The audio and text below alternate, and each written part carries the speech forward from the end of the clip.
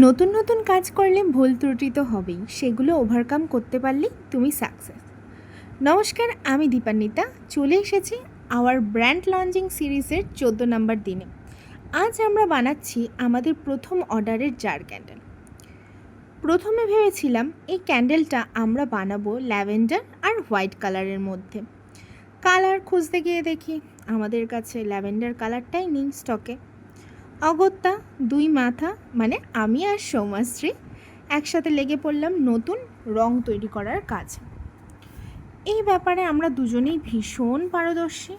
অবশ্য সেই রেজাল্টটা তোমরা দেখতেই পাচ্ছ, আমাদের ক্যান্ডেলের কালারটা কেমন এসছে। এরপর আবার আর একটা ভুল করে ফেললাম।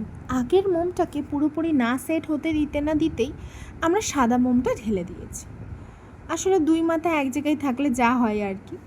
তারপর আমাদের টুইন কালার করার স্বপ্নটা শেষ হয়ে গেল, কিন্তু ফাইনাল লুকটা ঠিক এইরকম এসেছিল।